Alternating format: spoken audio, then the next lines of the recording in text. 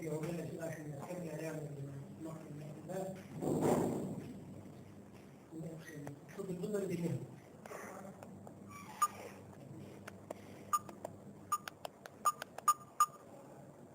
الذي كده مش خمسة ولا هو ضحك عليك جديدة جديدة. عبارة عن ايه؟ فرق أفراد. وكلمنا في المرة اللي فاتت عن النهج في 3 خطوات. النشأة ندرس الأنت وإزاي، والدراسة ومجالات العمل. النشأة والدراسة ومجالات العمل. قلنا بنبقى سريعا كده، وطبعا دي تختص الحيوان، والحيوان مرتبط بالإنسان من قديم الأزل. فيعني هنا قديمة الإيه؟ قديمة الأزل يعني مرتبطة بالحمد لله. أول مرة يحصل فيه دراسة في علم موجود، والكتاب موجود، والعلاج موجود، والتأليف فيه موجود، إنما التعليم النظري ولد يعني زي ما قيل كده في فرنسا في القرن التاسع عشر في الدنمارك. الدراسة في الكلية 5 سنوات بتدرس على 7 حيوانات. تدرس على 7 حيوانات، وده الفرق بينه وبين الإنسان. الطب بيدرس الإنسان ككيان واحد، إنما في البيطري يوم 7 كائنات. قلنا أول واحد الإبل، هي الجمال يعني. 2 الأبقار، أضرب بسرعة عشان بس الوقت والمجهود. 3 الخنزير. 4 الأغنام والماعز. 5 الكلاب القطط. 6 الدواجن، هي تشمل الفراخ والبط والأوز والحمام والأرانب وكده، والخيول. دول اللي الخيل والبغال والإيه؟ دول ال7 كائنات اللي يتم فيهم الناس المهنة جميلة. كويس؟ وقلنا إن في اختلافات بين كل فصيل وإيه؟ وفصيل، وفيه هنا تقارب بين الفصيل الإيه؟ الواحد. كويس؟ خدنا في المجالات دي الهواسة يعني. بالنسبة للمجالات قلنا إن أول مرة يتبادر الذهن كده كلمة طب بيطري بتبقى علاج الإيه؟ الحيوان فقط. من خلال استعراضنا للمجالات، مجالات العمل اللي فيها في الأمور اتسعت شوية. عندنا في المجالات العمل ممكن نلاقي الجامعة، صف الجامعة والبحوث. يعني ممكن أنا طبيب بيطري بعد ما أخلص البكالوريوس أخذ ماجستير دكتوراه بيدرس في الجامعة دي زي الكلية. وكذلك المراكز البحثية. المراكز البحثية في المستشفيات الكبيرة والكلام ده بيبقى فيها أصدار للتمريض. ليه؟ عشان الموضوع هتذاكر حيوانات التجارب. أنا عندي أي دواء عشان يقارن وزارة الصحة توافق عليه لازم يختبر. وبيختبروه فين؟ الحيوانات. وقلنا تحديدا يعني أكثر حيوانات بيشتغل فيها الفار والإيه؟ والأسد. كويس؟ بتعمل عليهم الحاج لما بتقرر تتنفذ على الإنسان. في أي مكان بحثي في جامعة من الجامعات اللي فيه طبيب بيطري موجودة عشان موضوع كمان. دي أول مجال. دي الفرق الأول. أولا لوجودهم، ثانيا تقاربهم في التركيب والكلام ده مع الإنسان كأجهزة، ثالثا تحملهم للأمراض اللي هي تحملهم للأمراض والجراحات والتحصيلات والكلام ده. حضرتك قلت المرة اللي فاتت أكثر استجابة أنا بقول لك تحملهم. فهي المراكز البحثية والجامعات. نعم؟ يعني الظروف ممكن الاقي فيها ارخص، انما يعني هو يعني مثلا الحمامه ممكن تكون ارخص من الارض مثلا، انما ليه لا عشان قربه في التشريح والتركيب من الانسان يعني. المجال الثاني احنا قلنا المجال هو ايه؟ الجامعه والمراكز البحثيه. المجال الثاني قلنا شركات الادويه. شركات الادويه وال 75% من شركات الادويه يشتغل فيها الأطباء البيطرية هم اللي جايين، اللي هي عبارة عن لما في دواء بينزل، شركة بتنزل دواء لازم يوصل للدكتور عشان ايه؟ يكتبه في العيادات ويبقى متوفر فين؟ طيب ماشي؟ أنا عندي شركة دواء، والله عندي دواء معين عشان وقت وزارة الصحة والكلام ده بعمل دلوقتي قلنا عليه. طيب عشان تكتبه لازم الدكتور ايه؟ يعرف مين اللي بياخد الدواء ده وينزل للدكتور يقول له على تركيبته، كيفية استخدامه، اللي كان أثر جانبي ولا لا، نسبته كذا، بيشتغل على كذا، مين اللي يقول المادة دي؟ عندنا 3 ومفترض 4. الطب البشري باعتباره ذلك، الغلط، البيطري، علوم. ماشي؟ بقول لك الطب البشري بيتأثر وما بيقدرش يشتغل مع زميل ليه؟ كمدير دعاية ما يشتغلش فيه. وعيالكم والكلام ده أوفر وأحسن ليه؟ الصيدلة نفس الكلام، بيفكر يفتح صيدلية يسافر ما بيشتغلش كدكتور. يعني اللي بيشتغل البيطري والعلوم 75% بيطري و25% ومشاهير يعني. شركات الأدوية بتعتمد على الأطباء البيطريين في ترويج الأدوية تعرضها على الزملاء الأطباء. المجال الثالث قلنا فيه موضوع الحاجة في الموانئ، أي منفذ سواء داخلي سواء بري أو بحري أو جوي بيبقى فيه الحجر البيطري، حجر البيطري اللي هو المفترض. عرفت من إخوة صيادلة يعني شغالين في شركات التصوير حاجات الصيدلية. هم حتى بيطلبوا الكلام ده مع مستوى النقابة إن ما اشتغلش في تصوير الأدوية الخاصة بالإنسان كده إلا صيادلة، وعايزين يعملوا زي قانون أو قرار يصعدوه كده. ما أعرفش مدى أو لو جاءت مشاكل أو لا حضرتك مرة في المجالات، إخواننا الصيادلة يعتبر التعامل مع الدواء أيا كان يخص الصيدلة. أي تعامل مع الدواء حتى الدواء البيطري يعتبروه لا يباع ولا يصادر فيه ولا حد يستخدمه إلا إخواننا الصيادلة بيعتبروه يخص الدواء. ودي مشكلة قائمة موجودة دلوقتي. مشكلة موجودة زي بالظبط موجودة دلوقتي معامل التحاليل، وبنسأل المرة اللي فاتت معامل التحاليل البشري من حق الطبيب البشري ومن حق الطبيب البيطري برضه نفس الكلام. لأن احنا لما قلنا بناخد التخصص منين؟ من وزارة الصحة.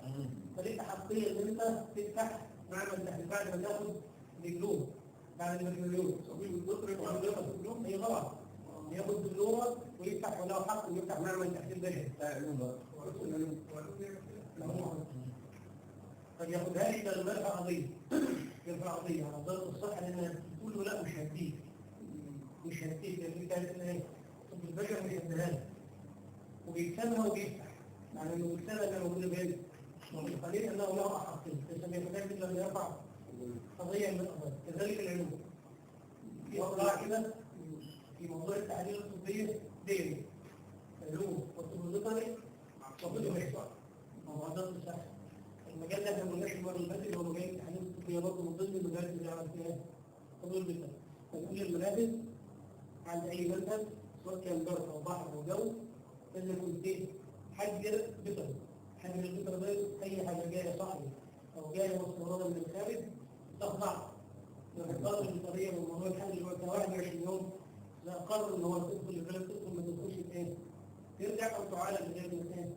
ليش احنا ندخل في موضوع تحصيل الكلام؟ حية نتكلم عن الحي اللي هو الحد بتاع 21 يوم. انما الباقي برضه موجود، يعني لو جاي مثلا لحمه مستورده من اي دوله من الدول سواء بر او بحر او جو يبتدي تدخل على الحاجه البيطري يعمل التحليل بتاعتها صح والكلام تدخل ما يصلحها ترجع. ممكن هيجي البيت اللي الواحد يشوف الصفحه يعني ده ليه؟ ممكن الصفحه ياخد فيها دلوقتي الاعلان وهي ياتي يرجع في بلاد بتقبل جنس بلاد لا تقبل فياتي يرجع. المجال زي ما قلنا كده المستشفيات وزاره الصحه دي افضل يطلع في موضوع الاكل. اذا قلنا قبل كده مستشفى الحميات مثلا مستشفى الحميات دي فيها حجز المرضى دول بايه؟ بيديهم وضع بلاد يمشي على ايه؟ بس في الغالب يبقوا منتدبين وليسوا معينين. تدريبهم المستشفى دي إدارة طبية طريقة موجودة في المكان. ماشي؟ اتكلمنا كده عن النشأة بسرعة، النشأة الدراسة والمجالات. طيب المهنة دي دورها ايه مع المجتمع؟ ده موضوع النهارده. المهنة دي البيطري دورها ايه مع المجتمع؟ المجتمع قلنا فرق يتيان يعني جسم الانسان ده او الحياه او مجتمع يعني ايه؟ يعيش يعني. هناخد الاول كتاب. هناخد نقطه نتكلم في نقطه الوقايه والامراض المشتركه. انا كان مستعجل معلش عشان الريفريش نفسه. الوقايه عندي الغذاء، عندي الغذاء اللي يقدم لمين؟ الفرد ككيان. ماشي؟ الغذاء البروتين الحيواني مصدر من ضمن الوجبات اللي بيستهلكها هنا ايه؟ الفرد او الانسان. البروتين الحيواني ده يجي منين؟ مصادره كده. يعني ايه اللي فيه بروتين حيواني؟ كده كده. يقابل البقر والنص اللحوم. اللحوم. طيور. ايه؟ الطيور. لحم. البيض. السمك. الألبان بقى الغاز. لبن. السمك. السمك. الدهون. طيب. في حاجة تانية؟ الشاهد ان الغداء ليه؟ اللبن ده عنصر يعني. ايه؟ المنتجات الألبان زي الجبنة زي الزبادي زي الكريم ومش عارف الكلام ده اللي بنستخدمه. احنا عندنا البروتين دوت المقدم للإنسان الأربعة دول يعتبروا من الأساسيين في البروتين الحيواني. البروتين أي جسم بياخد أو محتاج أو طبيعي من 80 مللي جرام من 10 مللي جرام ل 1 مللي جرام لكل كيلو. لكل ايه؟ كيلو. يعني لو وزني كام كيلو؟ مثلا 60 كيلو. يبقى أنا محتاج 60 جرام بروتين أو من 50 ل 60 جرام بروتين. أنا وزني 75 كيلو. أنا محتاج من 60 ل 75 مللي جرام بروتين. يوميا ولا يوميا. ماشي؟ إذا كان بينا بالأكل. لا ده توحيد دلوقتي. وهنفس المية دلوقتي. مثلا لو قلنا واحد فرد 100 كيلو يبقى عايز من 80 جميل. مللي جرام. كويس؟ بروتين حيواني. البروتين هذا 11 واحد ما هو ممتاز. كيلو اللحمة يتقسم على 11 واحد ما هو ممتاز. هنحسب ده بروتين. البروتين الحيواني منه المثالي يبقى تلك البروتين بروتين حيواني. والكتان ثلاثة. ماشي؟ نباتي. طبعا عندي البروتين يا اما حيواني يا اما نباتي. نباتي. انا عايز هنا مثلا الراجل يعتبر حيواني برضه. لا نباتي. العدس والفول والفخامية والرز. مثلا لو قلت ان هاخد مثلا النموذج ال 100 كيلو ولا 75 ايا كان يعني مثلا انا ال 100 كيلو ده عندي 80 من 75 من 100 بروتين. التلت بتاعه مثلا من عندي 30 من 25 ل 30 مللي جرام يوميا. ماشي؟ مش كده؟ نباتي. تنتهوا حيواني تنتهوا ياخد من 25 ل 30 مللي جرام. صح ولا لا؟ يعني انا كراجل انا عندي مثلا 100 كيلو وزن يبقى عايز من 80 ل 100 مللي جرام بروتين. تلتهم حيوانات. لان التلت خلاص من 25 ل 30 يوميا. طيب عايز اجيبهم منين؟ الاربعه صح؟ الاربعه؟ ايوه. ممكن هو لحم. ممكن لو مش لحم ايه؟ في ولد لو مش جوز يبقى فيه سمك لو ما فيش يبقى لبن. طب نجمع بين اثنين مفيش مشكله. مش كده؟ طيب خلطة اللحمة 100 جرام. خلطة اللحمة 100 جرام فيها قد ايه بروتين حيواني؟ فيها من 20 ل 25 مللي جرام. وانا عايز هنا 25 30 يبقى يكفيني خمسة لحم كيلو كمية 10 طيب يعني مش 7 مليون ولا حاجة بيجي لك كيلو لحم زي البرتقال على المثال صح؟ عملت نفس الشغل البارح. أنا مديرها بعد كده فكده قال لي محتاج يوميا من 25 36 مللي جرام بروتين حيواني.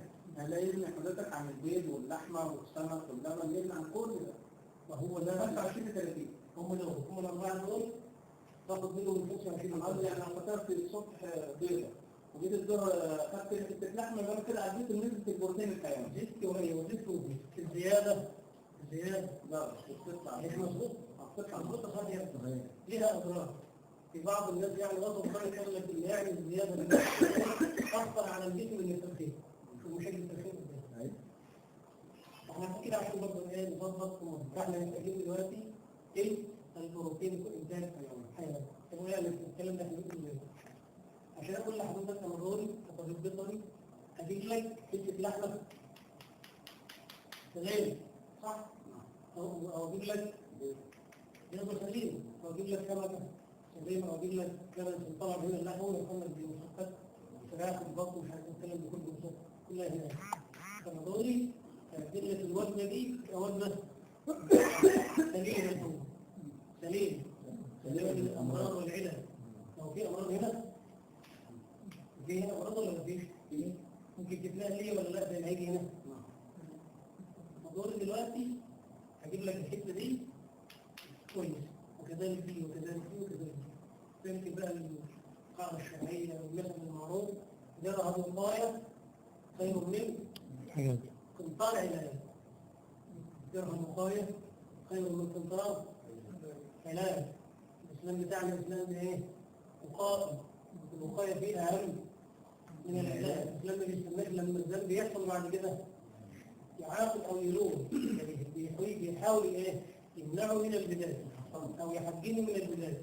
احنا برضه دورنا او انا بدوري بالبيطري معاك كفرد في المجتمع ككيان ان انا احافظ عليه اقيك او احميك من ايه؟ من الامراض اللي ممكن تجي لك عن طريق ايه؟ حاجه بتاعت الجميل مساله عن اللي هي لحمه والبيض السمك كله كويس؟ في الدور ده؟ ال 100 جرام دلوقتي بتوع اللحمه بيدونا 20 25 جرام. طيب الفراخ نفس قريبه منه يعني ديت من 20 ل 25 وديكم بنتكلمهم من 20 ل 23 هي قريبه منه. السمك اللي شويه 15 اللبن 12 الليل 5 يعني انا النهارده مثلا ما فيش لحم النهارده يعني الفراخ هي اللحم يغلوا بعض اعمل بضعه. هعمل بضعه هعمل بضعه خدت نص الحيوانات زي ايه؟ سيبنا من العدس دلوقتي العدس ده من الثاني التانيين صح؟ ما بتكلمش عليه بتكلم على الكيك بتاعك 5 مللي جرام انت عايز كام؟ 15 او 20 كوبايه اللبن بتاعت اخر النهار تجيب لي 12 مللي جرام كده 17 افضل اليوم اللي هتكلم فيه ما يكونش البيضه بس يجب ان انا اكون عايز الزبادي او كوبايه او كوبايه ايه؟ لبن كوبايه اللي هي دي 30 جرام اللي على كوبايه الشاي دي هي ربع كيلو تجيب لي 12 مللي جرام بروتين حيواني 17 من 20 ده ساعات احنا بناخد بطايق وساعات احنا ربنا يكرمه بنجيب 3 كام سنه يعني زادت الفضل الوجبه بتحسين نفس الجريمه بالضبط يعني. احنا راجع الفصل المكان يعني هو الايه؟ السمك وقيمتين يعني لو اسبوعيا اليوم ده كده مكان كويس. الحمام انما لو مش موجود انا بعول على البيت كنسبه اللي احنا بنقوله عشان المحاضره والدور اللي نعمل كده ليه؟ عشان اعرفك ان انت جزء مش قليل من واجباتك اللي انت بتاكلها كل يوم انا موجود فيها ودوري جميل. تقدمها لك صحيحه سليمه حتى لا تصاب بايه؟ في امر ماشي الجزء دي؟ الوقايه انا عايز اعرف بقى ازاي؟ ولا كده بعدين بعدين؟ لا ما انا هقول لحضرتك الوقايه انا عايز اعرف الحته اللحمه دي كلمنا كدكتور دلوقتي اشوف اعرف دي ايه؟ كويسه فيهم من بجيبهم من غير اخونا محمد الحته اللي احنا بدأناها برضه المره اللي فاتت يعني اعرف شيء عن كل شيء ما كانش في كل شيء. لا واعرف كل شيء عن شيء يعني العام التخصص احنا بنقول دلوقتي الحاجات اللي ايه؟ العام التخصص انت مش هتعرفه يعني انت كفرد مش هتعرفه مش تكبر لا انما الدقائق بتاعتها ده صعب عليك اليوم صعب في مثلا تطلع انت اعرف دقه مثلا عمر فتحه عمر رمى تقول لي اوتوماتيك دي كويس او وحش او دي حاجات بدايه الخطر او دي بدايه الامان. طيب سيبها نرد على نفسك النهايات دي محتاج تنفيذ محتاج تنفيذ محتاج تنفيذ انما انا عايز اقول دلوقتي على الدور اللي عليا كفرد صاحب مهنه تجاه المجتمع اللي انا عايش فيه دور ايه؟ انني اقي المجتمع اللي قدامي ده الاول من الامراض اللي ممكن تصيبه من خلال طعام من خلال طعام ماشي حبل التموين طبعا هنفتش على اسم مرات كتير الاربع منتجات دول في 20 منتج دول من الاربعه دول اللجنه الميزانيه مفيش بمعنى كلمه مفيش اللي يطلع واحد من التموين عايز يجيب سكر او على سكر واحد من المجلس المحلي لكم معانا واحد من التموين واحد من المجلس المحلي مع واحد من الشرطه مفيش لا صح مفيش حاجه اللي بيجي بس حاجه واحده بس لو في لحمه مذبوحه مره يقول ضد انما لو حد دخل سوبر ماركت في شكوى جت للمسؤول في المكان الفلاني ان السوبر ماركت بتاع فلان ده بيبيع جبنه بايظه او لبن بايظ او بيض مضروب ايا كان بالشكل اللجنه بالشكل اللجنه من الصحه والرائد الصحي ومن الشرطه ومن الحكم المحلي والتمويل. ماشي؟ الحقيقه يعني فتره كده مديريه الامن الجديده كان في حملات وكان في اطباء بيطريين اعرفهم يعني لو لحم نعم لو لحم صح فقط يمكن لا حد من الدكتور انما ديت لا للاسف لا وده خلل الموجود في الموضوع الاداريه يعني يبدو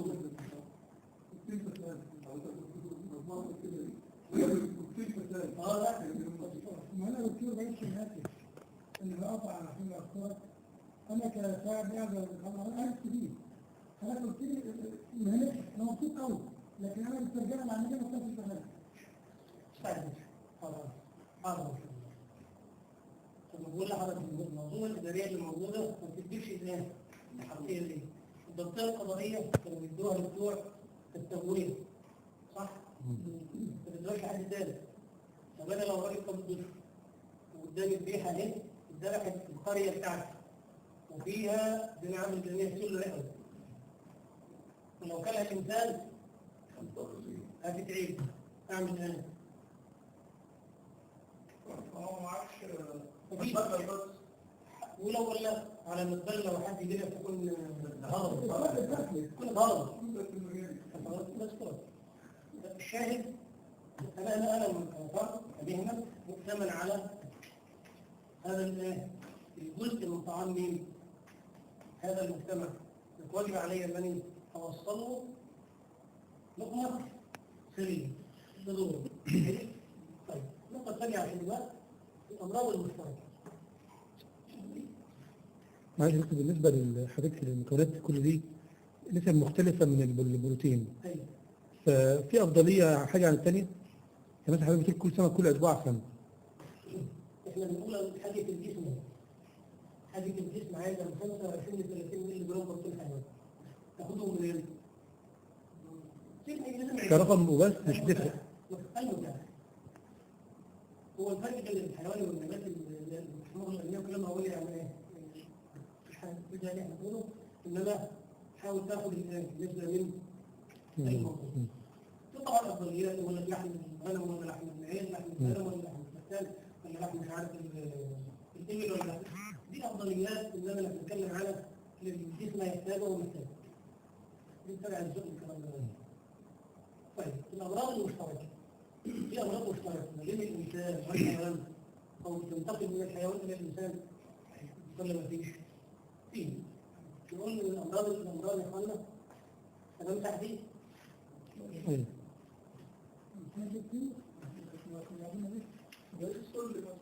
أضوان الطيور كانوا عاملين بيها نعم؟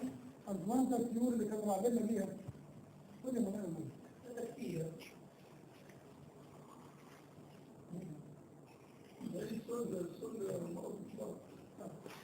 الأمراض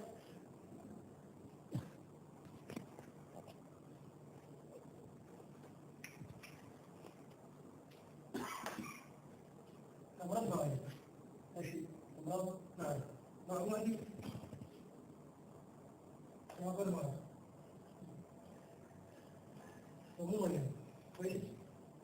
الأمراض المعدية اللي بتيجي الجسم نتيجة كائن مسحب سواء كان بكتيريا أو فيروس أو فطر أو قطر.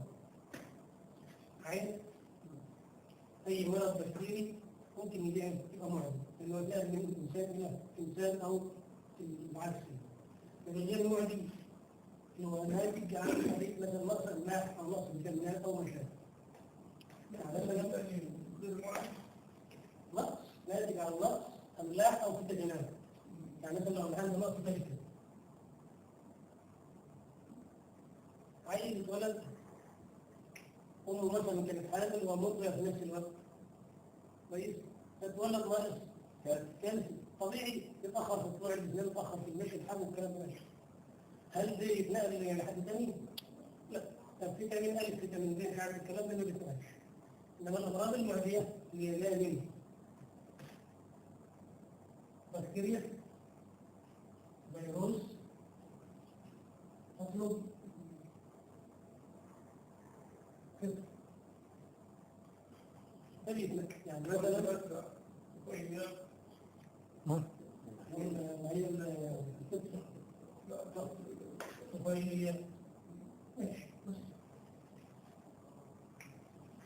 لو عندي مثلا واحد هذا ديني كويس راح للحلاق والحلاق استخدم موز واحد ثاني يحلق خد الايه؟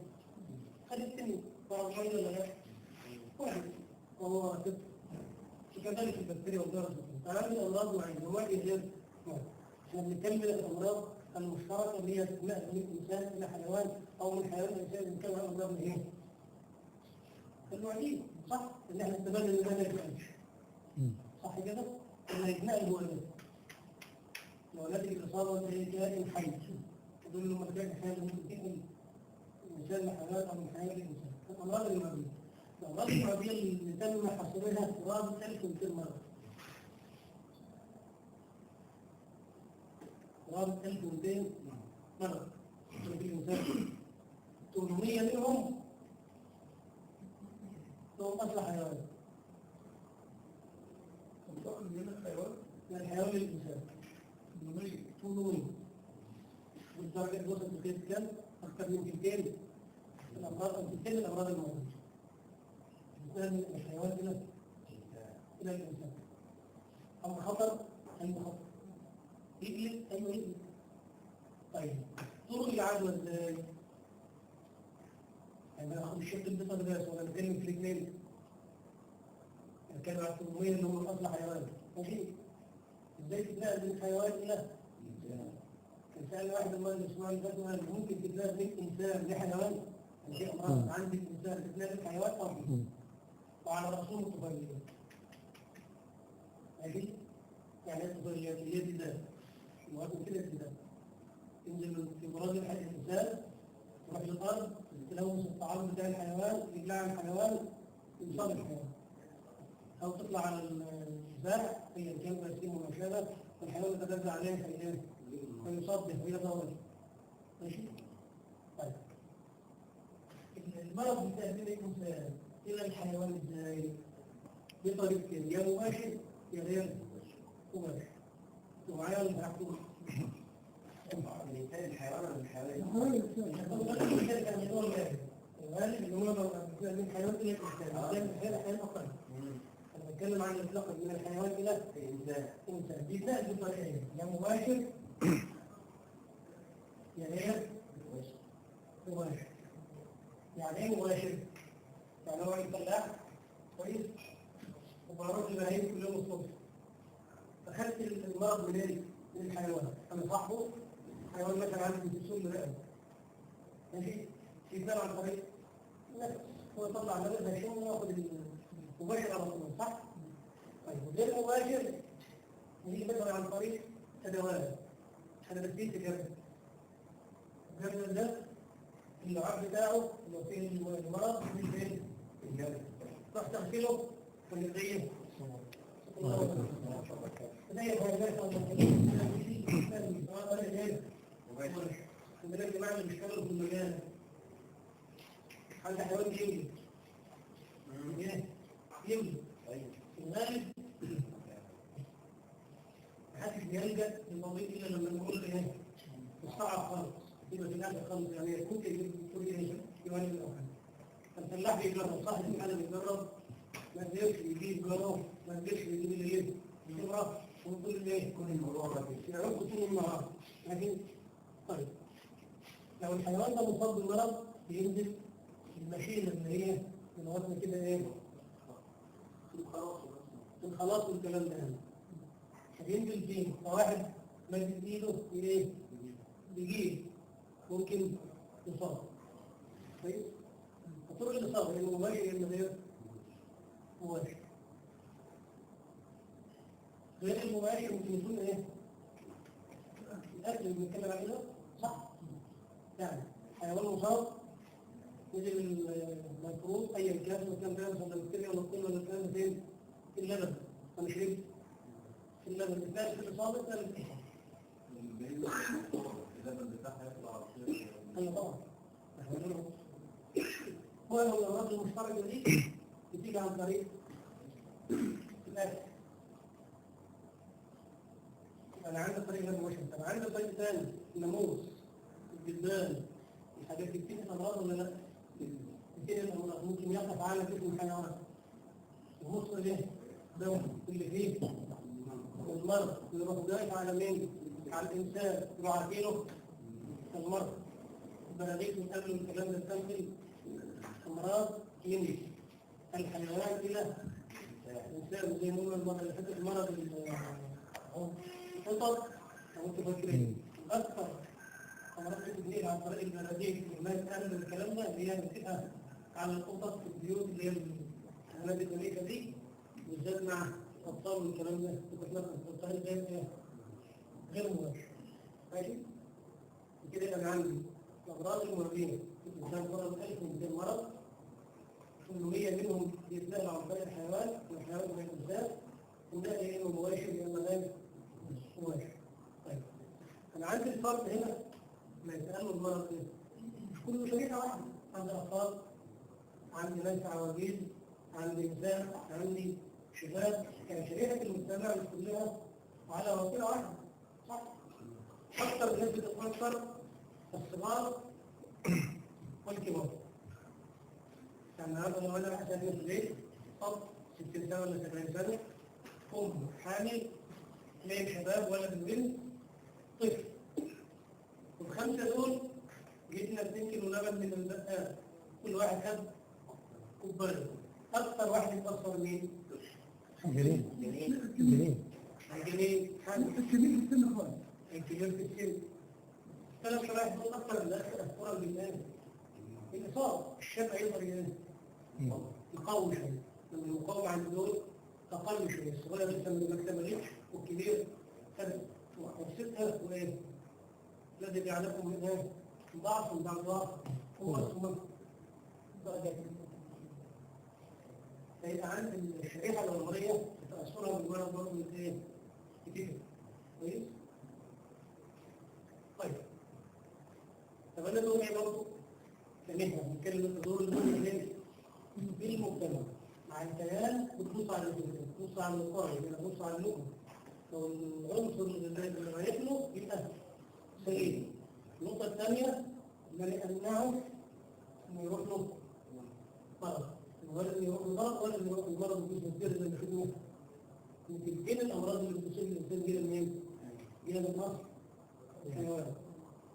كده النقطتين دول الاهم من دور للطبيب البيطري في المجتمع انه يقي هذا المجتمع ككيان انه ممكن تنظر اللي هو في موضوع الاغذيه اللي هي اصلها حيوان اللي هي تنقل الغذاء او تلك البروتين اللي هو بياخده من الناحيه دي، وكذلك حمايته من الامراض المشتركه. النهارده كنا زي ما قلنا في النقل الاربع حاجات دول او الاكل اللي بدي ياخد فيه البروتين الدنيا. يعني لو قلنا على سبيل المثال كتير أهم مرض لو حد يتابع الفترة الأخيرة دي مرض الكورونا. مرض الإيه؟ مرض الكورونا اللي بتاعت السعودية واللي معمول فيها يعني قلق بقى دخلوا وزارة حلب غالبا في العباسية حاجة زي كده مش عارف كده وعاملة قلق فين؟ في المجال اللي موجود كله. كورونا يعتبر مرض قاتل. منعوا الذبح في الحج في السنة دي. أنا عشان كده لغاية سنتين ما كانوش عارفين مصدره. من سنتين قالوا ان هو مصدره في الإبل. ممكن تعامل ينقل المرض ويخطوه اللي محدش يقدر فيها. فاحنا قلنا السبع شوائع اللي بنتكلم عنهم في الدراسة. أول حاجة تيجي قدام حاجة القرن الجاموس. في أمراض تنتقل من القرن الجاموس في الإنسان حدث ولا حاجة. يكتب جدا ومنها أقل حاجة مرض مميت اسمه حمى الوجه المتصدع. ده بيعمل حمى في الحيوان وبيعمل إجهاض في الجنين وينتقل للإنسان ويدمر الإنسان يسبب الوفاة. ماشي؟ والثالثة القطط والكلاب. الأرنب هي الكلاب. أنا بتقول كاتب أقول لحضرتك السؤال. الأرنب لما ينتقل كتير جدا من اللحمة اللي كانت الأرنب إلى الإنسان. الخنزير. إيه؟ ده أول مقربة. ده أول الأمراض ده. وعلى رأسها لو انتم فاكرين حادث نسيم الانفلونزا الخنازير والطيور والكلام ده كانت عامله مشاكل اللي حصل عليها بقى. برضه في الكلام قلنا اللي هي باعتبارها حيوانات أليفة وأعرف البيت والكلام ده كده نمط كتير جدا واختارها خطورة على الأطفال على الحال. قلنا المرة اللي فاتت على الحال سد المرض يسموه مرض القطط وكانت المساء عارفين وقلتها يصيب الجنين ويصيب الجنين بينزل مشوه أو بيحصل حالات إجهاض وكذلك بتؤدي في النهاية للأم إلى حالة جنون مشكورة خصوص كده كذلك بيأثر على المخ. الدواجن إلى شيء في أمراض كثيرة جدا تنتقل من الدواجن إلى الإنسان وعلى رأسها أمراض يسموها سالمونيلا اللي هي حمى التيفويد اللي بتيجي للإنسان. حالات الإسهال الترجيع اللي حد بيعملها سبب في المستشفيات الأطفال والكبار في الغالب 75% من أنتي ولاء أو منتج زيت أو لبن مواد صالح.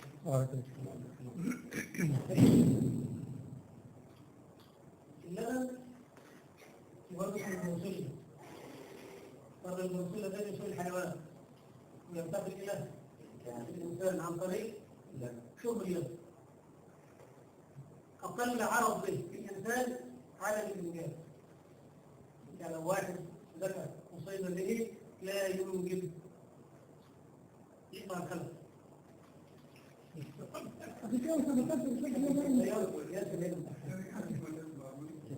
المرض الحيواني اسمه البروسيلا. البروسيلا ده مرض ميكروبي يصيبه من البكتيريا يصيب الحيوان. اللبن إخراج يصل الخارج من جسم الحيوان من طريق اللبن.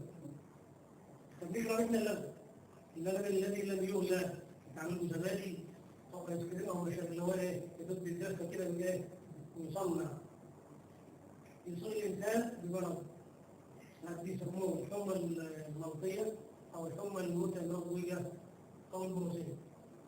أقل عرض فيه هو بيعمل زي ما البرد كده وبيكسر العظم والكلام ده وضعفاته اللي هو بيعمل التهاب في الخصيتين وبيمنع الإنجاب. ماشي؟ الكلام عن الأمراض المشتركة بالتفصيل عن التحليل المساحة والمجال لا ينفع بعد كده. تاخد مرض ممكن نتكلم عليه. مرض إيه؟ الحاجتين. يعني ادي له لقمه او علاج او ادي له الاكل بتاعه سليم وقيت الايه؟ لان لو المجتمع ككيان قوي هم ظنها بعد السياسي ده أنظر ولا لا؟ إذا وجد المؤمن يوجد نوع أسباب النجاح يؤمن هو أو صحيح وجدت معه أسباب النجاح جميعا. دلوقتي مرض من بتوع الدكتور كان من كام سنة كده انتشر في العالم وفي مصر والحكومة عاشت بطريقة يعني أمانية يعني فحتى كل الطيور اقفل بالأطنان بالآلاف والملايين والكتاكيت أو فراخ أيا كانت أعمارها بيرموها كده في يعني حتى مش هيتخلصوا منها بطريقة صحية منها لا. فعايزين بقى نعرف جواز الطيور ومدى خطورته ومدى انتشاره وهل دي معالجه ان احنا نعمل كل الطيور ايا كانت المفروض يعني من وجهه نظر انا مش طبيب ولا حاجه ان ياخدوا من كل مزرعه عينات عشوائيه فاذا فيها المرض ده خلاص يعدموا لكن مش كل المزارع على مستوى الجمهوريه يعدموها كده بين يوم وليله يعني لان يومين ثلاثه كان الطيور يعيش في الشوارع كده فعايزين نعرف بس النقطة ضغط يا محمد نركز على العنوان عشان نضيف الحالة دور طب البيطري ودور في خدمة المجتمع. اتكلمت في طب البيطري اللي بيحصل على 3 نقاط: النشأة والدراسة ومجالات العمل. بتكلم في دوري بقى في المجتمع بعمل ايه؟ انا بعمل حاجتين، الحاجة الأولانية أحافظ على هذا الكيان الشخص اللي قدامي ده عايز أحافظ عليه، أحافظ عليه ازاي؟ وأوصل له الغذاء السليم اللي هو البروتين الحيواني بتاعه اللي عندي وأطلعه له كويس بحيث ما يجيش خساره لا من دي ولا من دي ولا من دي ولا من دي. حاجات ثانيه تمنع ان هو يصاب او بقيه من الامراض والمشكلات اللي ممكن تنتقل من الحياه. عشان بس ارد على المشوار احنا عندنا خلص اي مرض بيدخل الجسم نتفادى يا اما معدي يا اما غير معدي. وغير معدي ما بنتكلمش فيه، المعدي ده هو اللي هو كائن حي. المفروض دخل دلوقتي حالا الاعراض تظهر امتى؟ يعني مثلا أنا كنت نقص بالك وليكن الأعراض بدأت دلوقتي أقول لك المصاب دلوقتي المفروض لا قبلها بشوية فترة ما بين دخول الميكروب في الجسم وظهور الأعراض بيسموها فترة الحضانة. فترة الحضانة اللي هم بيها عشان الأكاديمية دلوقتي فترة الحضانة يعني إيه؟ يعني هي الفترة ما بين دخول الميكروب وظهور الأعراض. كويس؟ في بتبدأ من ساعات في أيام في بتصل إلى شهور. وخطورة المرض اللي هو بيتأخر المرض اللي احنا عارفين زي مرض الكلى الصعاب. مرض الصعاب اللي بينتقل من الحيوان للإنسان صح؟ يعني في كلب مسعود عض عين ينتقل إلى العين مرض أو ينتقل. طيب لو تعرض دلوقتي حالا الأعراض ممكن تظهر امتى؟ لو بعد 5 أيام ما عندكش مشكلة، لو بعد يوم ولا 2 ولا 3 برضه تعرف تقعد لمدة 6 شهور. 6 شهور أتوقع إن هو إيه؟ إصابة، واللي بتخلي الأمر إيه؟ صعب عليه. كذلك أول ما بيحصل تسهل العض على الإيه؟ على الكميات بسرعة عشان ياخد الوصف بتاعه. مرض السعار أو الكلى. صعب يعني أعراض على مرض السعار في الرجالة هو فيروس يصيب الكبد وينزل في اللعاب بتاعه. إذا أصاب الإنسان بيقرب الدماغ فبيعمل التهاب عضلي في الدماغ بيعمل الجنون والكلام ده. الحمد لله يعني. بنعرف الجميع لو أصيب إنسان بينصعر الفرد يعني بيسموه الدماغ. ينصعر كان الحق يعض الفتحات كده يعني إنه يكسر خلايا المقومات الخلايا. لكن لسه هم حاليا يعني لان احنا دايما هو بيستخدم لفظ الكلمه ان انا بدي كون الهواء الحيوان لا البني ادم لا حاول في الموت يقال ان هو زي ما قلت في الاول ان العلاج بيبقى صعب ومن زمان الداخل انا سمعت ذلك كانوا معلومه عن الضروره بنتكلم في موضوع ان احنا ندير الدور للموضوع الايه؟ الوقائي. لان اول ما تحصل معضل نروح فين؟ على المستشفى نروح لمصر. حتى لو هذا الكلب مش مصور. لأنه طبعا لو مش مصور مش كده عرض شرع عرض بني ادم واحد عض اخوه مش مشكله. طب الأفكار اللي باخدها دي مش كأنها سفريات بس ضعيفة شوية أو قوية. المصل لو هنتكلم فيها ولا حاجه عليها، المصل من ثلاث احوال، يعني الصدر كده المصل من ثلاث احوال، اما يكون مسبب المرض صاحي، يعني مثلا انفلونزا الطيور بيسببها فيروس كويس، انا عايز احصل الطيور ما نجيلهاش الانفلونزا، اديها الفيروس حي زي ما هو، والجسم يعمل عليه اجسام مضاده وهكذا، ده نوع. النوع الثاني يجيب الفيروس ويخبطوا على الضوء كده يدوخوا ايه؟ يسميه اضعافه ضعفه ويدخلوا الجسم يعمل عليه اجسام مضاده. وفي نوع من انواع الفوكسيدات بيموته، يجيب الفيروس والموجود يبقى ميت، ونرجع بعد كده يحتاجوه عشان الجسم يعمل عليه اجسام مضاده. فده موجود وده موجود وده موجود، كل مرض ليه الفيروس بتاعه على حسب درجه نشاط الكلب. طب لما أبدأ سؤال الكلب بقى الوقاية بتاعته ده زي نوع يعني بنضعفه ولا ميت تحصيل ميت. مرة هي بتعمل بكرة كده احنا شغالين في المزرعة، تيجي حصلنا عندنا ضد مرض الحمى القلاعية، محطوط في الثلاجة ده ومحطوط في الثلاجة لقاح الكلب. واللي بيشتغل بدل ما يشتغل ده هو يشتغل كان فرق عنده واحد له 2-3 انابيب من اللي هو بتاع الكلب. هو حصل عندنا مشكلة وقعدنا ل6 شهور مش عارفين نستمر. مات عندنا قرابة 50 عام. بتفتح بتشوف السبب الوفاة شيء خالص. واحترنا ومن معانا مصر ومعانا اسكندرية وبعد نتيجة تطلع في الدين. وفي الآخر حد قال لنا المعلومة دي. الشاهد من خلال كده خالص ان احنا ايه؟ احنا دورنا مع المجتمع نحافظ على هذا أنا حضرتك ما رجعتش تاني لموضوع طيب الوقاية والأمراض الايه؟ المشتركة. التعامل مع الأمراض المشتركة على سبيل المثال كما نقول باشمهندس موضوع الانفلونزا الطيور. الانفلونزا الطيور سببها فيروس. إشكال الفيروس اللي هو سريع الانتشار، قليل الاستجابة للعلاج إلا التحصيل. التحصيل اللي هو زي ما بيجي الفيروس سواء حي أو مضاعف أو بيت زي ما قلنا، ونحن بين اللي قدامنا سواء كان إنسان أو كان حيوان. كويس؟ لما يجي الفيروس ده يحوش ده قدامه حصل جديد وقوي. النهارده الانفلونزا الخنازير ده سبب الفيروس، وهذا الفيروس ينتقل من الانسان الى الطيور الى الانسان. ليه المشكله؟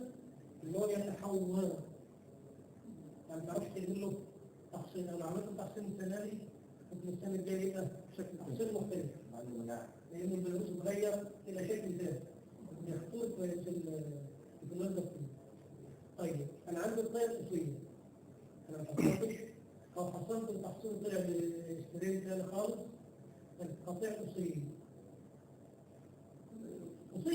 بقى في برضه في وكنت مزرعة مثلا 5000 فرد أو 20 أي كان عدد، وأصيب فيها 500. نعم 500 إضرار على الأعراض. أعمل إيه؟ أول حاجة بجنب المصاب، أول حاجة بجنب المصاب. ثاني حاجة بعمل المخرجات الطبيعية ما كانتش موجودة وكانت موجودة بشكل مش كويس، موضوع المظاهرات والدخول والخروج والكلام ده بحب عقيم. صح. الحاجة الثالثة حاولت حاجات ترفع مقاومة السليم عشان لما يجيله العدو اللي موجود يقول ايه؟ يستطيع ايه؟ المقاومة. التي تؤدي عموم الأمراض المعدية. ربنا عن الفلوزة أو غيره. لأن المصاب بجميله. كويس؟ الاحتياطات الوقائية لو معمولة كويس بحاول أجودها كمان، ومش معمولة بعملها. الحاجة الثالثة بدي حاجة ترفع مناعة ومقاومة عند الايه؟ السليم، وكل ما حاجة تيجي أعجب. اللي هم عملوه أو اللي اتعمل كان له بعد بزيادة أكثر منه وقائي. بمعنى وعندنا موضوع الدواجن ده بدأ في الثمانينات. ووصل الكلف بتاعه لغايه مثلا 95 كده، سنه 95 لحد كلف طالع. وشايف ان احنا نكتفي ذاتيا من الدواجن. بعد كده انضرب التجاره. اصبحت النهارده احنا بنستورد اكثر ما يمكن وكان الإنسان عايز يضرب الإيه؟ القطاع الزواج فتعالوا بهذا الشكل. يبقى في موضوع عالمية تك أنت أعلم عشان إيه؟ يضرب اللي موجود في خلال مثلا السنة دي وكان لها لازم عليها بالسنين يعني. بالإضافة لحضرتك كيفية التعاون بقى مع المصادر الطبيعي إن أنا بعمل مناسب. لحد ما يهموش نحن نتكلم عليه لو جيت يومه هيعمل اللي حضرتك بتتكلم عليه ما يهموش الدولة ممكن تجيب هنا أمراض مشتركة ما راح تجيب. طب ولو مدة بترمي في السرعة تجيب ولا ما تجيب؟ لا شك يعني فهو احنا بنصعد على هذا الكلام هو مش في الاسبوع ولا في التقرارات يعني. فهنا يقول يعني أنا عايز بس أعلق عليك خليل بعد إذنك. يعني شايفين يا إخوانا التعامل الحكومي مع دي أزمة. يعني هو بدل ما يعالج معالجة صحيحة سليمة يتعامل مع المرض والحاجات المصابة، لا شال كله، وكمان شال كله وما أشرفش على إنها تتشال كلها أو تتعمل كلها. لم يشرف على لا كيفية العدل إعدام الدواب دي أو الطيور دي، ولا إنها بعد ما تتعمل تتدفن ولا أي حاجة. الناس كده لدرجة الناس بقى بيتسموا في الشوارع، وده ما فيش أسهل إنها تنتقل حتى عن طريق الهواء ولا بتاع. فتعامل الحكومات الغير رشيدة تعامل أهون وأقرب، وكأنه مش عايز يهتم، لا ده هو كأنه بيضر. يعني باب ان هو مش على باله ما ينتبهش انتهى له تعمد، انما بالظبط كده. يعني زي ما بيقولوا بتوع القانون تعمد مع سبق الاصرار والترصد على ان يهلك الشعب بتاعه او الناس بتوعه. ويعني انا فعلا سنتها عجبت وانا مش طبيب بيطري ولا متخصص ولا كلام، بس يعني على مستوى الجمهوريه بالملايين ملايين اللي بتاع دكتور بينا نشوفها هنا في الشوارع كده. أمريكا مناسب يعني. في أمريكا اللي يكتشف حالة سوري رأي ياخد $50,000 وفي حالة مصابة سوري رأوي ياخد $50,000. وكانت عامل الكلام ده من عشرات السنين في النهارده. وأنا أقول له هذا الكلام ده ليه؟ وحضرتك النهارده مريض السوري ده أنا عارف جميع رب بكرة يعني بيقعد في المستشفى 6 شهور تحت الرقابة. واللي يحتاج ليه؟ لازم يكون ليه مضادات معينة، ويدخل يشوف ليه مضادات معينة عادي. فما بالك لو هو في وسط ولاده وفي وسط مراته والكلام ده يعني يملك الشرع. اللي يرتكب حالة سن رئوي له $50,000 عشان هيقي مجتمع منه هذه البلد مصنع في المستشفى، مصنع عسكري متحرك. مصيبة ما فيش شيء في الانفلونزا وكيلو، بس يبقى المعادلة بقى صح. يقول لك عملت يعني مقاومة صح. عشان برضه مش أكثر من 5 دقايق. الفرق كحياة بقى يعني سبته كبيان حافظت له على اللقمة اللي يأكلها تكون لقمة سليمة صحيحة، وحافظت عليه من الأمراض المشتركة وما أكثر. يا أخوانا فعلا يعني مش مرض ينتقل من حيوان الإنسان وغير سهل. معظمها الأمراض تفكيك تفتح وصعب. صحيح تتوفر جدا لو فيها قتل القاتل ده. معلش حته سؤال صغير كده، يعني اهم الوقايه دلوقتي جاي بروتين وانا ما اعرفش ده طبعا كل اللي بيخضع تحت رقابه صحيه او اشراف طبي او ايه اللي ممكن يعني يحصل التدخل فيه وطمن الاكل ومطمن. كده اولا احنا ما عندناش نقيه، لان المفترض دي انا بعملها قبل ما اجي لك اديها لك وافضل كده طبيعي. يعني المنتج لو جاي لك كده الشنطه بتاعتك مكتوب عليها شركه مش عارف ايه، انت بتاخد انت مطمن، يعني انت عندك ثقه في مين؟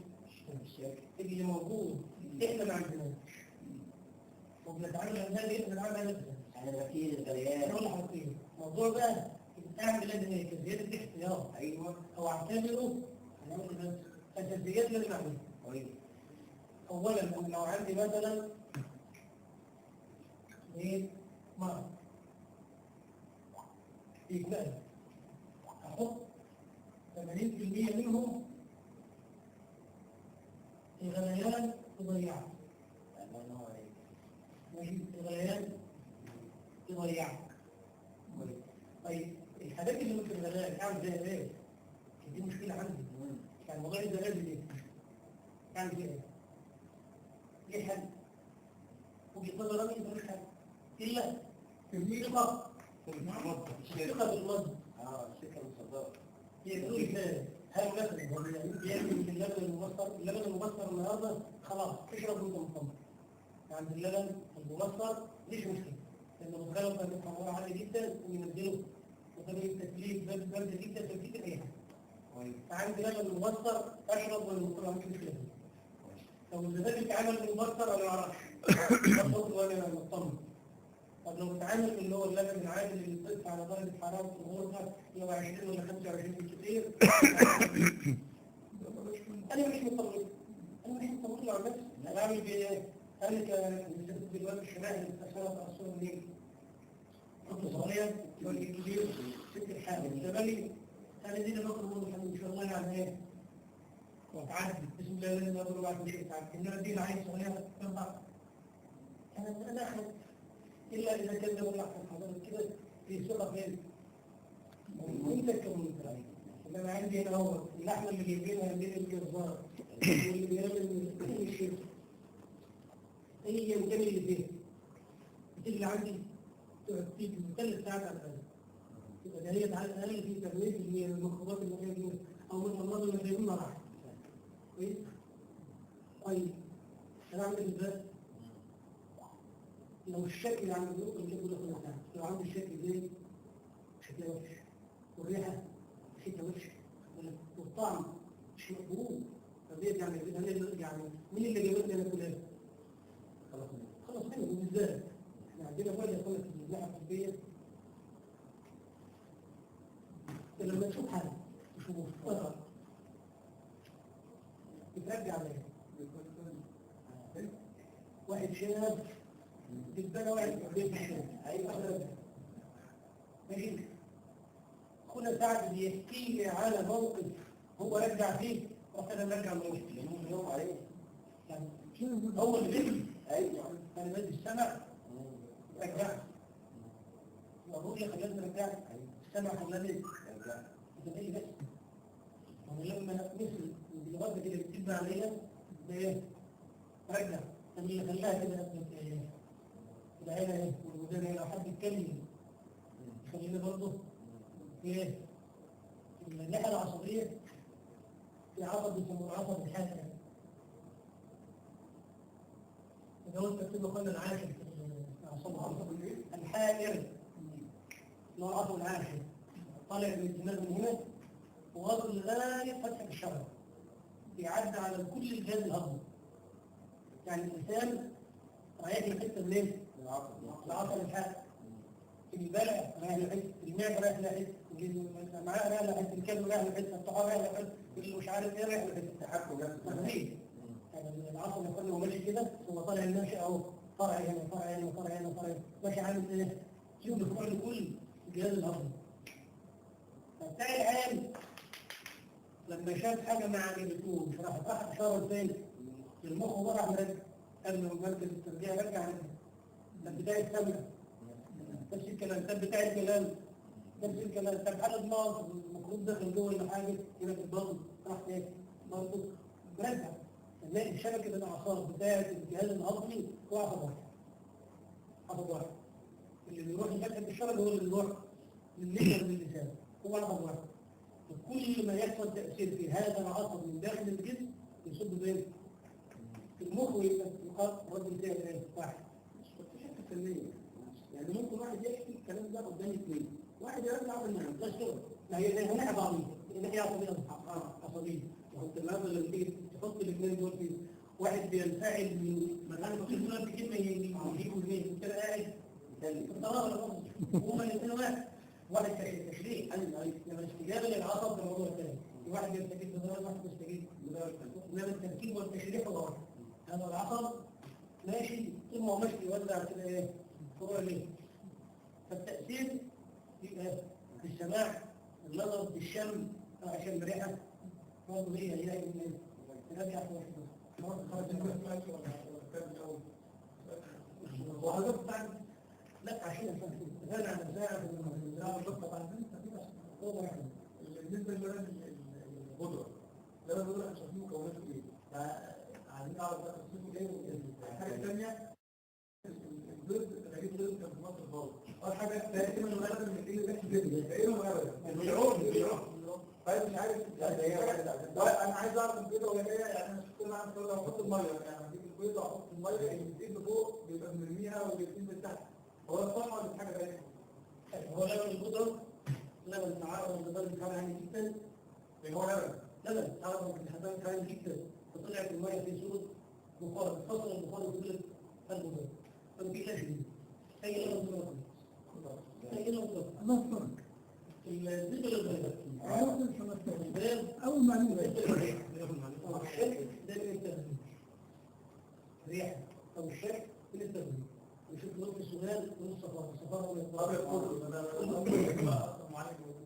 فهم قال لك ان التغذيه هنا بتختلف عن التغذيه عندنا من شغل تغذيه. موضوع اللي الفاسده وغير الفاسده احنا برضه زي ما اتفقنا ان لو كنت معانا جدا مع الغليان في الايه؟ تطلب.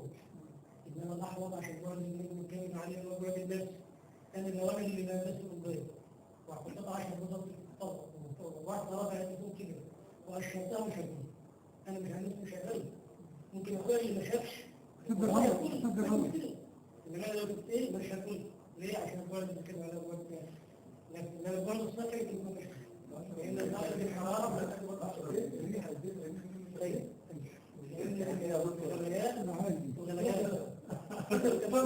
المعتاد حاجه عامل بالك العصر في شكل معلش الاختبار ديت اي ممكن احققيه برضه اختبره كويس لو انا حديد يعني ما ياخدش غالبا 5 دقيقتين على المراجع برضه كلام دي هذا كنوع من انواع الوقايه اللي بنتكلم صح ايوه ان البيض المقلي والفاكس الكلام اللي يدوب دخان النار ده في خطوره حتى لو لا يفضل حتى لو قررت الميه حتى لو عملت كده لا يفضل لا يفضل الافضل فيه اللي هو الأمنة والسهل ده لا يفضل لا يفضل ليه؟ درجة الحرارة اللي بتعرض لها ضعيف كان الحرارة ضعيف فما بتجيش كل ما ترد والنهارده يقول التعامل مع البيض هتنتظر الخطوره النهارده الكتكوت بينزل 100 يوم وحامل امراض لا تخلع احد لا تخلع احد دي عمر يوم في التحصيل في عمر يوم النهارده عدد التحصيل هو اللي ياخد بيض ليه؟ من كتر الامراض اللي بتتنقل اللي هي الام الى الجديد اللي هو الكتكوت يعني فالافضل بالنسبه لنا يعني الست هو افضل حاجه لان هذا يجوز المده الصحيه تستخدم يحصل عليها بعد ممكن يجيب بالظبط الاختبار بتاعه بعد قد ايه؟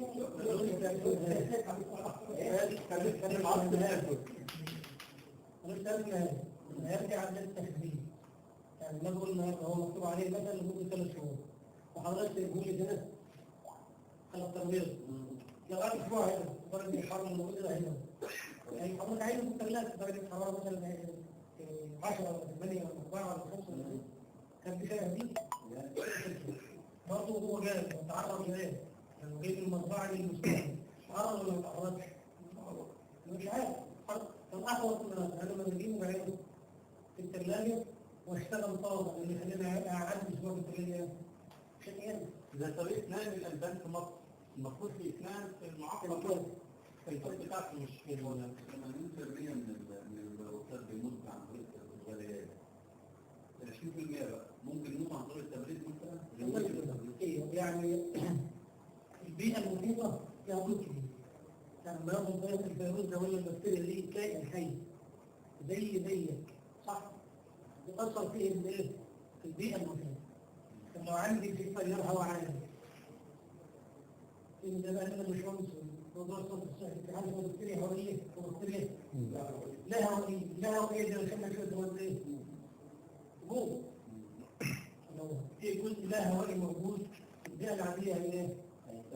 هيروح الحاجة المهمة اللي نختم بها عشان ما نقولش أكتر من كده أنا عندي ال10% المتبقين أقول مثلا 10 كده هو في البيئة أو في الهواء أو الكلام ده عندي 10 أخذت البيضة وفيها 10 ميكروبات أو فوق ميكروب أخذت السمك أيا كان الغدد اللعابية اللي هنا في اللعاب ده بيأثر فيه المحيط قلوي بيأثر على الايه؟ على الميكروب اللي موجود السمك من اللعاب والبط والكلام ده بينزل على المعدة فيها ايه؟ طماط نار عشان الهزيل مش كده؟ بيعمل ايه؟ يجري يقوم يموت الوالد اللي بعد كده حاجه تكتب طبعا الوالد مش مهم يعني امال الاصابه تحصل ازاي؟ الولد اللي هو يتخذلها ايه؟ يعني يسموه ايه؟ الزرعيه دي يعني هذا هو المواد بتاعت المال الحاجات القاتله يعني طب جدلا دخل في خليه الجسم مش اكتر من كده دخل في خليه الجسم دخل عندي خلايا الجسم خلاص انا استسلمنا حكمه ربنا سبحانه وتعالى ان انزله الصد في الجسم لا حصر لها بعد بتعمل الجسم ده يقوي ازاي؟ بيجي الاموال يصاب المضاد المكان المضاد لما راح حل الفيروس سي تمام الانسان الخارج من المحل حل الفيروس سي زي عارف موجود ولا مش موجود هو اللي يحلل شكل الفيروس ولا اللي فيه ده مش ده مصنع المضادات مصنع اللي هو بينتج الاجسام المضاده موجود ولا يعني هو بيشوفش الفيروس انما بيقيس الاثر بتاعه يقيس الاثر لو حد دخل دلوقتي يقول لك الشقه دي فاتت دلوقتي الشقه دي فيها ثانيات كتير في قاعده جوه ايه؟ عشان كده الشباب من الغلط صح؟ هو شيء بلاد ممكن يعدهم؟ لا ممكن يعدهم شباب كتير في فوق ال 15 واحد هيكفي واحد ولا اثنين هيكفي واحد ولا اثنين لما يكون عددي الشاهد بيجي تحليل بيقيس الاثر اللي هو المضاد الحي الاجسام المضاده الفيروس دخل او المفروض دخل في الجسم لا حاجه غريبه دخلت يعمل ايه؟ يقوم ايه؟ يعضها ايه؟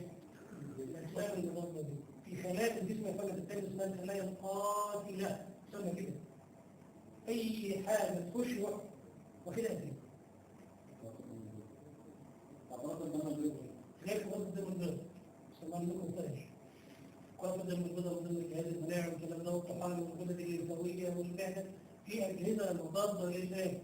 اللي يدخل ليست بالكبير ومع ذلك ممكن يحصل في تغلب من المفروض على الجسم وان لم تكن فيه فرق انما بلا شك المرض بيبقى اقل نسبه ماشي مش عارف الجدية عندنا حاجات بقى في الوقاية أعتقد في مرة ثانية مش كده؟ لا أنا عايز أختم لا أنا تختم أنا حاجات أنا إيه الحاجات حاجة بكتيرية تقوي جهاز المناعة عندي لما تاكل دي أنت بتقوي دي لما إزاي أقي الأمراض أو أعرفها وإزاي أقوي جهاز المناعة عندي جهاز المناعي جهاز المناعي اللي احنا قلنا كتير جدا يعني زي ما قلنا كده فيه الغدد الليمفاويه دي من ضمن جهاز المناعه الاستاذ لوز من ضمن جهاز المناعه الاغشيه المخاطيه بتاعت الانف جهاز المناعه الرمش والعينين من جهاز المناعه اللي بتمنع بتصد اي حاجه ايه تظهر المعده زي ما اتفقنا من جهاز المناعه الطحال من جهاز المناعه كل دي حاجات موجوده بتمنع او بتقي الانسان انه يصاب بمرض من الامراض كويس عايزك انا اقويه انا خليها نشط عشان اي حد يخش في ايه تستطيع ان ايه تقوي الحاجه اللي بتبقى المناعه دي حاجه طبيعيه في حاجات صناعيه لو انا حافظت على مستوى الغذاء بتاعي بنتكلم دلوقتي في البروتين اللي الجسم عايزه وقلنا في بروتين نباتي في بروتين في املاح وفي معادن وفي سكريات وفي نشويات قائمه الغذاء الموجوده والتناسب بينها انا محتاج زي ما اتفقنا هنا محتاج من 25 ل 30 ملي جرام بروتين حيواني يوميا انا محتاج 75 ل 80 او من 70 ل 80 جرام بروتين نباتي انا محتاج قد ايه كربوهيدرات محتاج قد ايه فيتامينات دي حاجه مضطر اعرفها واقول الوجبه السليمه اللي تنفع معايا هي مثلا اخذ بيض الصبح واخذ كوبايه لبن اخر النهار بالليل واخذ حتتين سنتين دول واكل مش عارف شويه شرب كل الصبح وهكذا تنظيم الغذاء بتاعي ده واحد الحاجة الثانية هو الإيمان بتاعنا ما ننساش أبدا. ذكرنا لله سبحانه وتعالى على الدوام، حفظتنا على الطاعات وعلى الدوام، وحفظتنا على الوضوء على الدوام، وحفظتنا على صدق ربنا سبحانه وتعالى على الدوام، وتقوي بهذه المناعة بشكل لا يتخيل واحد. ايه الدليل يا دكتور؟ نعم؟ ايه الدليل العلمي؟ الدليل العلمي. أقرب دليل لسقاط النار هو المعلومة عنه الحبس الأمريكي. حبس أمريكي عشان ضغط العيش، المشاكل اللي بيتعرض لها الناس، الدماغ ده ايه؟ اشتغل. في كهرباء كهربائية بتبقى زايدة، أي حاجة زايدة بتساعد نخلص منها. فبحثوا خلق الناس كده. عايزين الكهرباء الكهربائية الزايدة اللي بتلاقي الراجل بيشتغل 7 ساعات ايه؟ تخرج. يعمل ايه؟ الله يكرمك، ما تقولش أكتر وسيلة يقدر يعملها الواحد اللي هو ينزل يشوف قدامه ما عندوش سكون. يجيب دماغه الأرض لمدة 5 دقايق. سجود طبعا. بس الفكرة إن لما بيرجع كمان الشحنات بتتفرق في الأرض أصلا. ماشي. النهارده بلاش دي. ضغط الحياة النهارده لما توصل لدرجة الذهان والطرف بتتدمر، تلاقي موجود الحالة النفسية بتاعت الإنسان لما تبقى عالية تنشط، ولما تبقى واطية بتتدمر. عشان أنت تبقى حالتك النفسية كويسة تعمل إيه؟ تقعد تحت في رجلين، واقعد على البحر، واقعد مش عارف ايه، صلي وقت، صح ولا لا؟ فده بيزود المناعة بتاعت يعني قراءة القرآن من الحاجات اللي كان بيقول فيها السحر في موضوع جهاز المناعة. فلما اخذ مثلا التغذية الصحيحة بتاعتي لما ابقى حل سبحانه وتعالى كويس، لما ابقى نص المشاكل عندي بالنسبة لي اقدر عارف لما الجهاز بيشتغل في الفيروسات بيتقل عليه كامل كامل واجب، ما تشتريش كده ولا حاجة، بس انت عايش الحاجات دي بتيجي تزود جهاز المناعة في الجسم. وكلما قوي جهاز المناعة كلما قلت الإصابة للأمراض. الحقيقة يا اخوانا موضوع الاقتصاد اللي اتكلمنا احنا عملنا عليه في ربنا يعني كان تاني جيد يكون بطري تجاه الإنسان على شكل الإنسان ككيان وبرضه كعيش يعني في فلاح. كيان ولا مش كيان؟ ودي حياة. ودي هحافظ معك لنقطتين يعني. هحافظ عليك كيان النبي ده، ما خليش ينتقل الأمراض من الشهوات وهديله ميزان سليم، وحافظه على رأس ماله. نظره صح ولا لا؟ وكذلك المجتمع كمجموعة أفراد لما دور في حياة المجتمع الاقتصادي اللي عرضنا عليها برضه كده كالجانب بيقول لك النهارده مثلا بلد زي مصر فيها 90 مليون. لو كل واحد عايز زي ما اتفقنا هنا كده 100 جرام لحمه في اليوم ده كام في الشهر؟ 3 كيلو؟ مش كده؟ يعني بالسنة 36 كيلو الفرق 90 مليون وانت عايز تبنيه. طيب ما بقول كده انا محتاج مثلا ترى رقم كام فيه او ده رقم كام؟ قولوا انا ما غلطتهاش 7 مليون طن. على سبيل المثال محتاج مليون طن. طب الواقع بتاعي يقول النجم اللي ده بتجيبه 300,000 كيلو يعني كيلو يبقى عايز 200 اكتر هتكونهم صح؟ يبقى لازم نستخدمهم قبل مين؟ العلم دوري. انا النهارده اشوف واقعي ايه؟ متطلباتي ايه؟ اقدر احققها ازاي واعمل لها خطه وكده. الناس المخلصين لما يقدروا يشتغلوا كده يحدثوهم ايه؟ سكه ثانيه. يستورد لما ينمي اللي عنده لا. هذا المقدار اصلا مش حابه الناس مش حابه ان هي تعمل كفاءه. الاستفاده الشخصيه. مبني الاضطراب. الاستفاده الشخصيه. مبني الاضطراب. النهارده انا بستورد بكسب 100 ريال. لو ما استوردتش وهشتغل داخل مصر ويشتغل معايا ناس كتير المليون ده هيبقى مليون ويتوزع على الولايات المتحده. طبعا بدون نقطه حساب لا شيء. الجوانب الاقتصادي عندي رقم واحد مهم جدا بالنسبه للمجتمع. النهارده قلنا اللي بيموت له بقى على محاولة المقطع الدين. ليه؟ عشان هتوصل ل 15,000. كان في سنة 15,000. 15,000 بالنسبة له يعتبر نفس المال. لو عنده 3-4 يبقى عنده معاه 100,000 بداية يعرف يجيبهم مصلحة. إن واحد منهم ملك في حيوان فاتح بيت او في حيوان فاتح بيت بتتصور بيت مدمره ومدمره طب الولاده الاقتصادي موجود واحنا هنتكلم عن وليه دور فيه يبقى كمجتمع شوف الواقع بتاعي انا عايز اوصل لايه طب اوصل له ازاي؟ واقدر اوصل له اقدر اوصل وتعالوا تجربوا يا اخوانا اللي كنا بنتكلم اليوم اللي فات ان النهارده هنلاقي في اخوان كده دول 5 6 شهور اللي بتتكلم في المال صح؟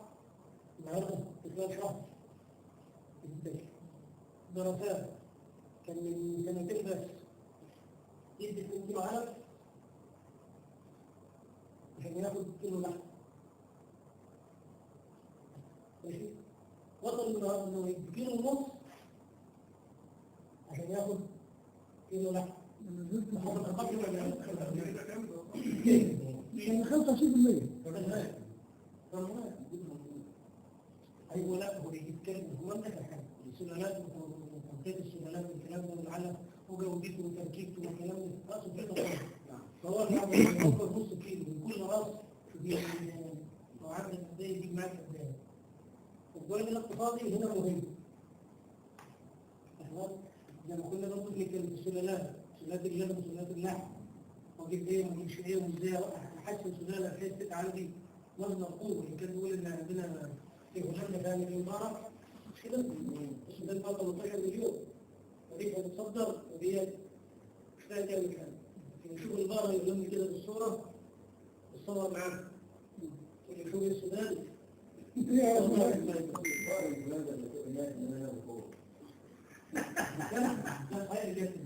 هو النهارده عنده الام بتقوم بكلمه بس كده ما كبير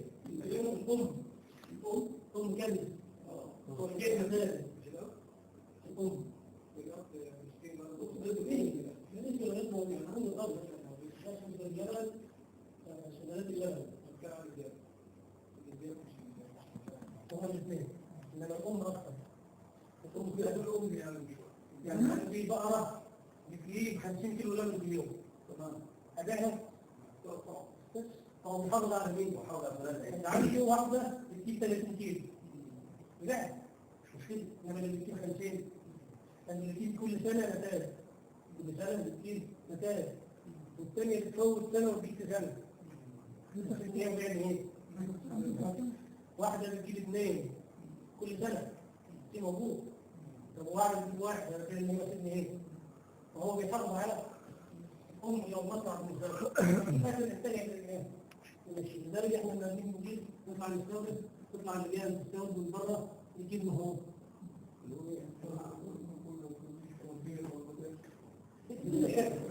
كل شيء بيجيب الفايد منه واللي هو ثمنه رخيص واللي هو ناخد فيه بيظبط اللجنه ويتاخد اي حاجه مش كده كنا عندنا في الجانب الاقتصادي لنا دور فيه ان احنا نحسن سلالات نقلل مصاريف عشان نوصل للانتاج جيد ان احنا عندنا مشاريع قوميه نطلع بيها ايه؟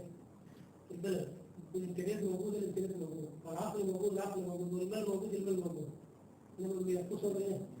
بالاداره الاداره بتقول لو عايزه ايه؟ هتعمل ده الجانب الاجتماعي النهارده علاقه التمييز البشري في الفلاحين والاهليين والمتواضعين والكلام ده زي ما استفاد من المجالات دي كتير صح؟ مجال واحد تفتح من المجال الاحتكاك مع المشروعات المجتمع المختلفه المفروض برضه ايه؟